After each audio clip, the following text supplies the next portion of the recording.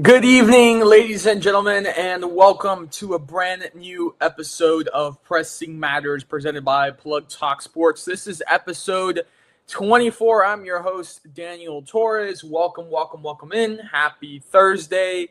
And I hope everyone had a fantastic Easter. I hope everyone enjoyed spending time with their families, but also reflecting and taking the time to celebrate that Jesus Christ has risen from the grave and that he is well and alive.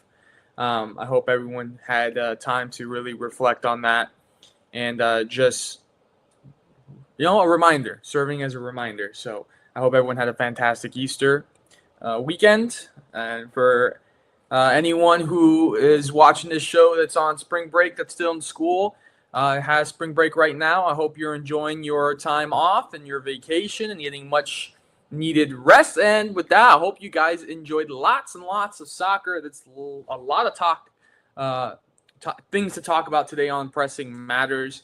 The first one, it wasn't really on my rundown, but then I was like, how could I not speak about it? And we're going to dive right into it, and we're going to talk about the UEFA Champions League quarterfinals, first legs. Let's start with, obviously, you guys know, my club, Real Madrid against, as they say in Germany, Bayern Munich. It was at the Santiago Bernabeu Stadium in Madrid. And this is how Madrid came up, lined up with a 4-4-2. Obviously, there is no Thibaut Courtois right now due to injury, so it was Angeli Lunin in goal, then Dean Housen, Antonio Rudiger, Alvaro Carreras, Trent Alexander-Arnold, Aurelien Tchouameni, Thiago Pitache, Adad Guled, Federico Valverde, Vinicius Jr., and Kylian Mbappe. That is how Madrid lined up. Tchouameni with a yellow card. Militao came in for Housen. Brahim Diaz came in for Adad Guled, and Jude Bellingham came in for Thiago Pitache. We look at Bayern. Let's take a look at Bayern. Bayern, Manuel Neuer in goal, Jonathan Tah, Upamecano, Leimer, Stanisic, Serge Gnabry, Joshua Kimmich, Alexander Pavlovic, Harry Kane, Luis Diaz, and Michael Olise. The subs, Goretzka in for Pavlovic, Musiala in for Gnabry, and there was yellow cards for Musiala, Tah, and Neuer. Listen, I know a lot of you are probably going to watch this and say, oh, you're being biased. You're being 100% biased. But I actually thought that Real Madrid played pretty good against Bayern. The problem was, I'll give you three problems here. One, at 40 years old, Manuel Neuer is still showing that he is one of the best goalkeepers in the world and a legendary goalkeeper at that when he's all said and done. I mean, in my opinion, he's already a legendary goalkeeper. But this man was saving everything. Like, I told my dad, I was like, Neuer decided that he was going to become the second coming of Christ and just deny Real Madrid of everything that they put to him. So that's point number one. I think Neuer was fantastic. Point number two, Real Madrid could not finish their chances. I mean, as many as Neuer saved, how many chance after chance after chance after opportunity did Madrid have? I mean, if this was a different goalkeeper, if it was not Neuer, and we actually made our chances, I think Madrid would have been up 3 or 4 goals in this tie, in this first leg. Vinicius Jr. had a moment where Upamecano messed up, took it. Neuer was way out of his goal, and he shoots it into the side netting. And that was a perfect chance to, at that point, level the game. Mbappe with so many shots. I mean, I can't blame him, but with so many opportunities to put Madrid ahead. And there was Neuer there. He just couldn't do it. But so many opportunities for Madrid that, squandered. Had a lot of chances to put the team ahead. And we talk about some slip-ups and mess-ups. I think that Alvaro Carreras, when we look at the back line of Madrid, of Carreras, Hausen, Rudiger, Alexander-Arnold, I'll start with Carreras. Oh, man, did Carreras have a bad night? I mean, granted, he doesn't have the easiest task of defending Oliseh, who is right now one of the best players in the entire world. And that's why I tell people, France right now, I mean, you have Oliseh, Mbappé, Dembele, Desiree Doué. I mean, France is stacked. He granted does not have an easy task to try to defend him, but not good, bad passing, mistakes. Hausen, we brought Dean Hausen from Bournemouth, and yes, he has shown flashes of just a great player that he is, but not consistent enough. Rudiger, no complaints for Rudiger. And then Alexander-Arnold. My problem with Trent Alexander-Arnold is that he is great at passing and being on the offensive foot. But when it comes to actually defending, Trent can be a liability. And we saw it in the first goal for Bayern, Luis Diaz, the Colombian international. I mean, he went right by Trent Alexander-Arnold unmarked. Alexander-Arnold couldn't keep up with him. And then there we go, Diaz 1-0 past Lunin to put Bayern Munich up. So, Trent, I mean, great. When he's doing his offensive stuff and he's hitting his passes, he's fantastic. But in defense, he could be a liability. Then we go to the midfield. Valverde, he's going to give balls to the wall 100% all the time. Thiago Pitach, I do like him a lot. The youngster's great. I really can't complain about. I mean, the games against Manchester City and now this first leg against Bayern,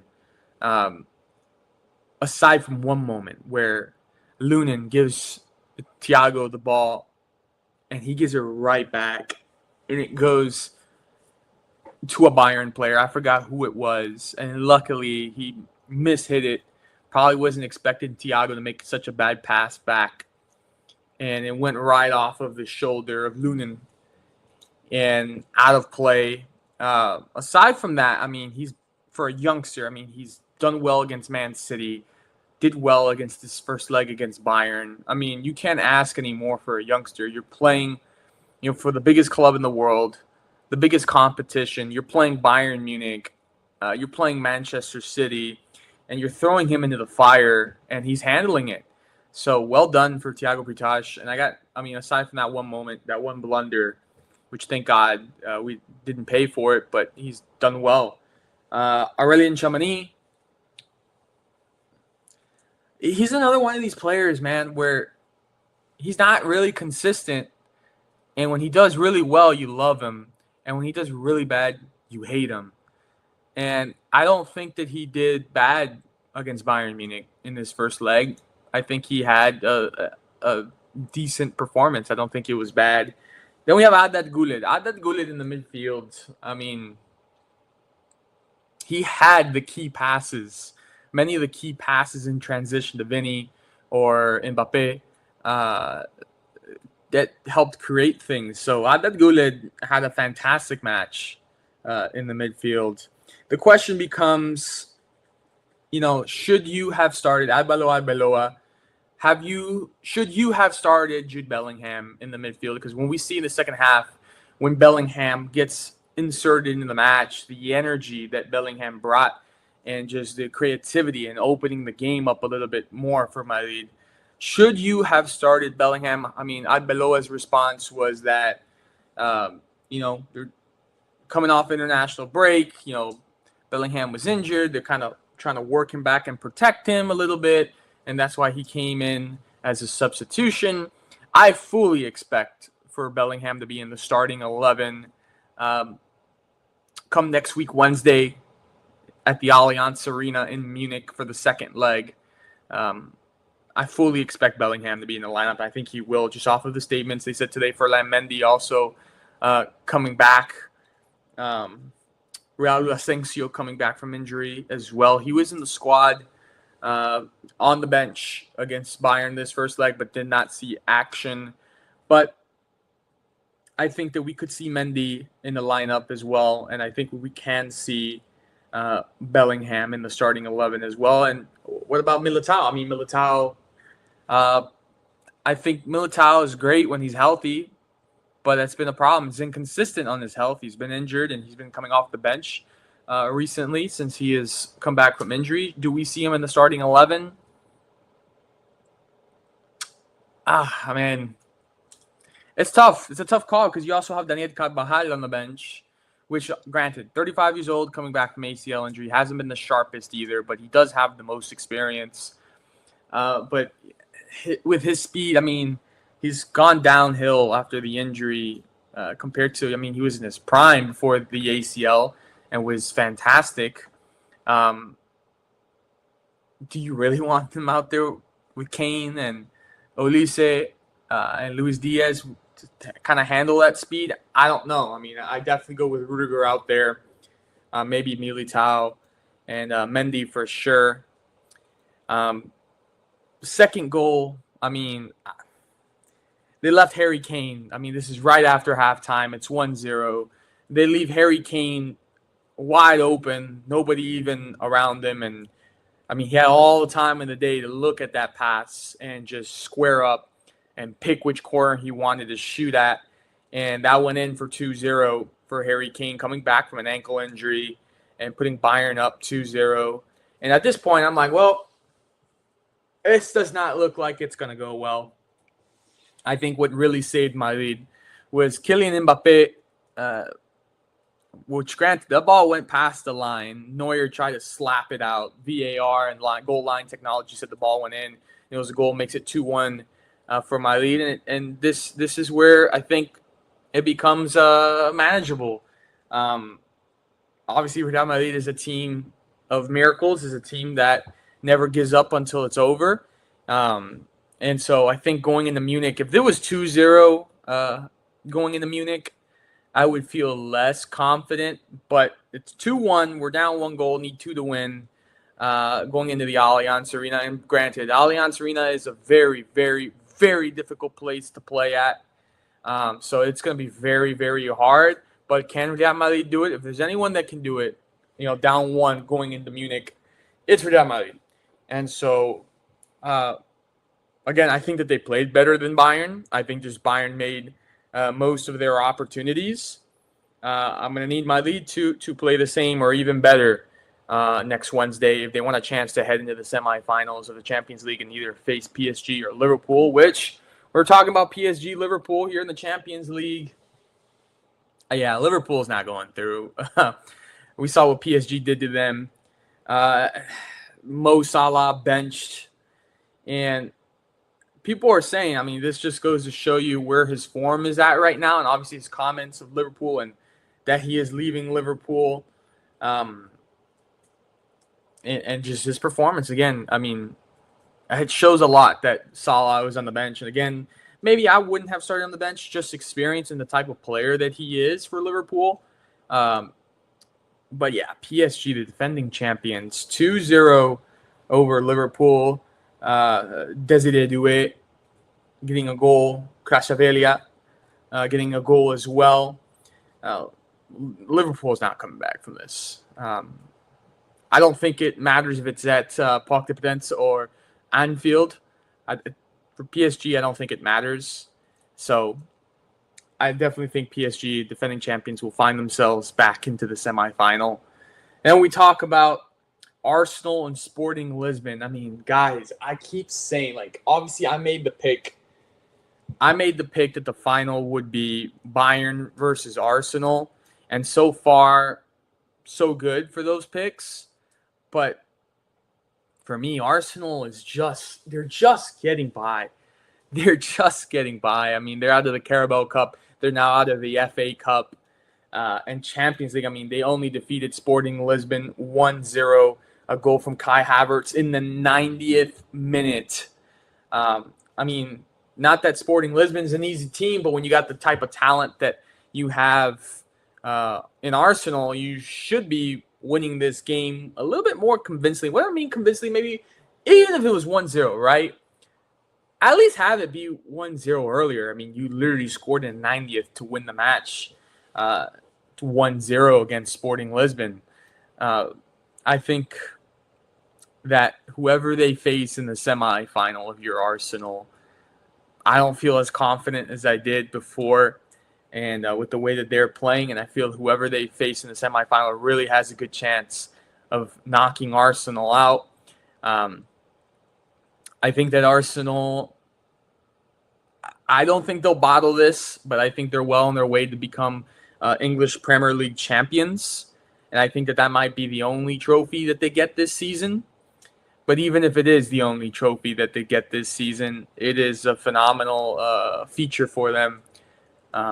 Obviously, they choke a lot, and everyone is always on their case. But for them to finally do it, it will be huge for the club. But it could be the only trophy that they get this year. So 1-0 over Sporting Lisbon for me is not cutting it. Then we talk about the game, I think, of these quarterfinals of these draws is Barcelona and Atletico de Madrid. Boy, oh boy, what a match. What a match at the Camp Nou. It is Diego Simeone's first career win at the Camp Nou. The last time that Atletico beat Barcelona at the Camp Nou was in 2006. That is insane. 2006 is the last time Atletico defeated Barcelona at Camp Nou. It was a 26-game winning streak over Atletico at home. And it started off wrong with Pau Kuaisi picking up a red card. Once again, a Barcelona defender picking up a red card to really hurt them in the Champions League. And, I mean, people are really talking about this penalty, right? I think it should have been a yellow only. Obviously, they went into VAR to look at this, and it became a red card. I think it should have been a yellow. But the thing becomes the red card because, you know, he was in on goal. It's a one-on-one opportunity, and kind of Kuwaitsi takes him out. And so Thierry Henry said, hey, we don't know if he's going to score that goal. He still had a little bit to go into the 18-yard box to make it really a clear one-on-one opportunity. From my opinion and my point of view, I think it should have stayed a yellow card. I think the red card, it wasn't as egregious of a foul. I think if it was a worse of a foul, yeah, it would have been a red card, but I think they only gave it to him because of the scenario. So that puts Barcelona down one man in this tie, in this first leg, and obviously Kuwaitsi is not going to be able to play in the second leg at the Metropolitano in Madrid. But Julian Alvarez, I mean, my God. Off of this foul and the red card, this man hit the ball so well. I got out of my seat. I couldn't believe that he had just struck that and it found upper 90 and puts Atletico up 1-0. Barcelona did have chances. Look, I think Lamine Yamal played very well. I think that he was trying really hard. I mean, this guy was taking on 4-5 defenders, and he was getting by them. He was getting behind them. But just no help. And Atletico defending deep. Atletico defending really well. Putting their bodies on the line. Putting their bodies in a way. And then, of course, down a man. It's almost like hockey, right? You have an advantage. And Atletico made them pay. And it was Sorloth scoring the second and putting Atletico up 2-0. And obviously UEFA has received now a complaint from FC Barcelona. Barcelona complaining about a possible handball that should have been a red card plus a penalty for Barcelona. So we'll see what comes of that. I don't have an opinion on that. I just know the score was 2-0 for Atletico. Simeone with that foul that caused Julian Alvarez to get the free kick.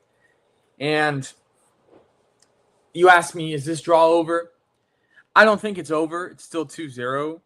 And we know how momentum works in the Champions League. Anything can happen.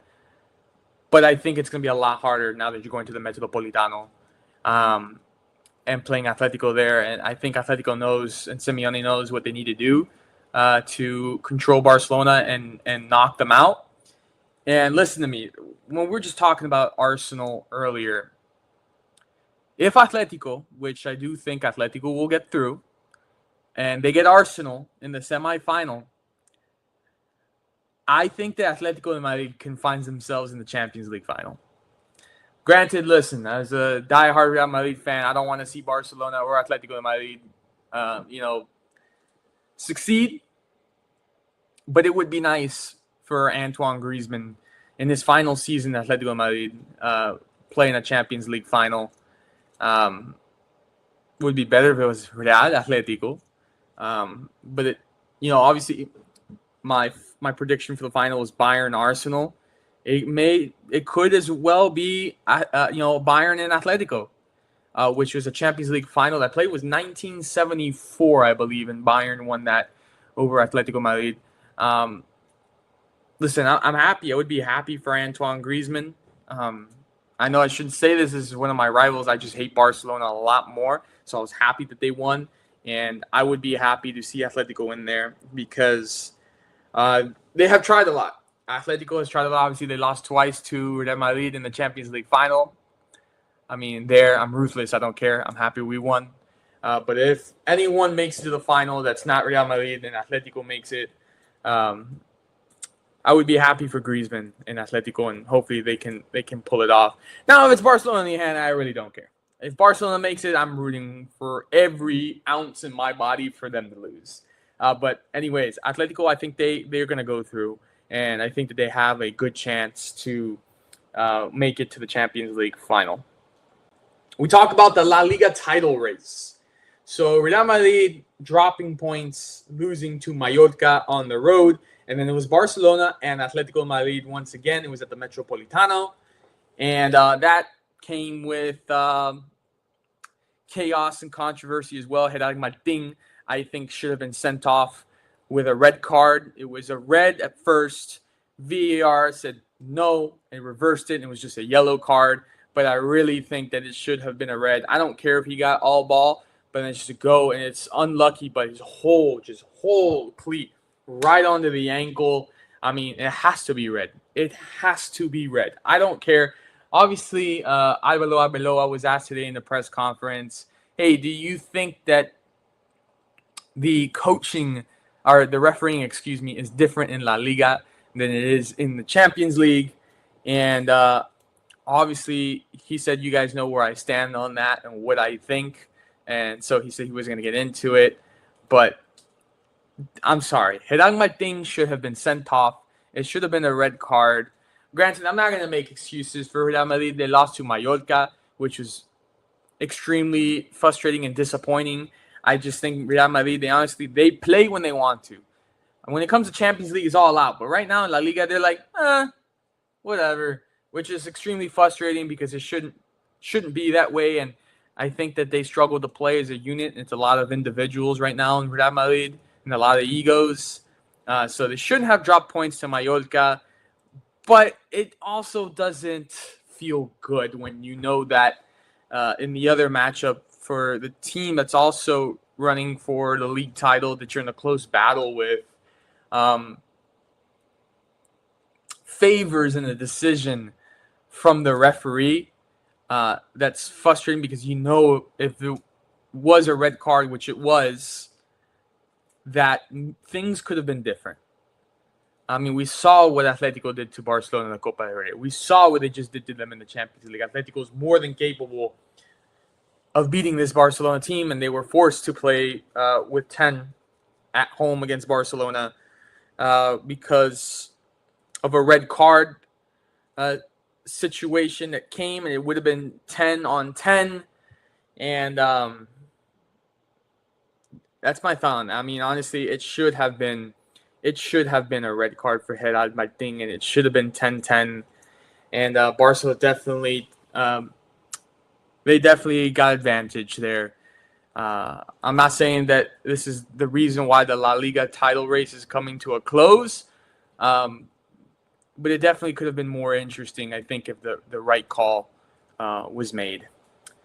So we talk about the first match at New Stadium, Inter Miami, Austin FC.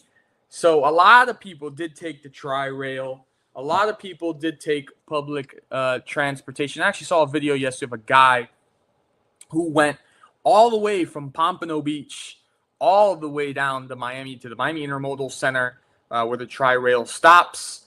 And they walked. I saw the walk. It's a 15-minute walk. It's not that close. And let's say it's raining like it has been here in Miami for the last couple days. There's no roof, so you really are screwed. Yeah, bring a raincoat or an umbrella, but you really got to be paying attention to the weather and be accurate, which also is a problem because they don't allow umbrellas into the stadium. So that's a problem. So it's a 15-minute walk from the Intermodal Center if you're taking Tri-Rail over to New Stadium. Obviously, the outside is still undone. You're parking on rocks. There is some pavement. So the outside, it is what it is, right? But the inside, it looks nice. They've done a good job. I think it's one of the best MLS-specific soccer-specific stadiums in the United States. I saw someone say that this was the best stadium in North America, and I was like, whoa there, pal. Let's not forget about the Mercedes-Benz Stadium in Atlanta, AT&T Stadium in Dallas, or SoFi Stadium in Los Angeles. Let's relax a little bit there, bud. But I do think it is one of the best soccer-specific MLS stadiums that there is. Obviously, Jorge Mas said that as time goes on, the experience will get better and better as they continue to build, Miami, the whole development of Miami Freedom Park. And the stadium's ready. I mean, there is a match there this Saturday against the New York Red Bulls. People said that the traffic went smoothly. I don't know. I wasn't there. But people said the traffic went smoothly.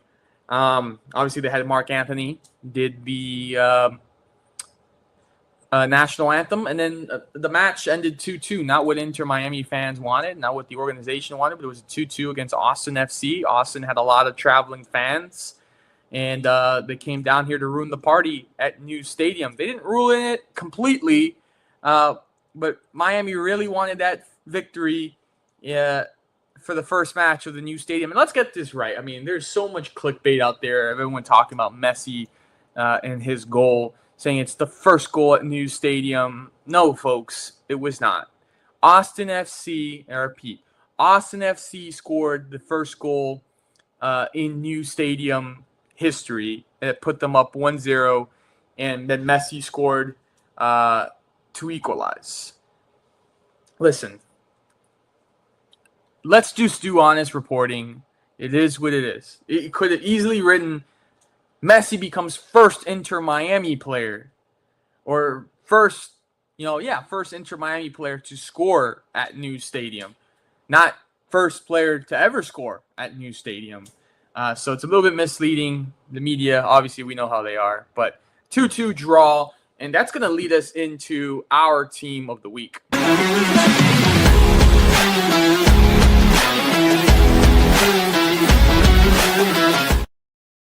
Your team of the week, and it has to be, I'm picking them, and it has to be Austin FC. Austin FC, they come down to South Florida. They come to New Stadium. It's the grand opening. Everything is against them. You wouldn't think with the crowd and all the festivities and the celebrations, you would think that this is going to be a hard match to win. But they were balls to the wall. They weren't scared of Inter Miami. They came into the New Stadium literally and figuratively and said, we're going to win this match and we're going to spoil the party. And they did their best. Obviously, Austin FC has a history this season of conceding in the 80th minute and or past the 80th minute, if I would say. And it happened again with Suarez was not paying attention. The ball landed right at his feet and scored. But I got to give it to them.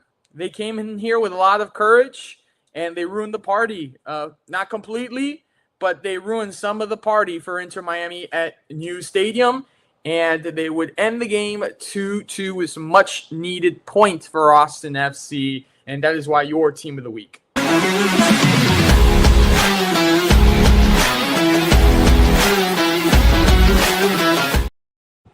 Well, ladies and gentlemen, we have reached the conclusion of this episode. We had Champions League talk. We had La Liga title race talk.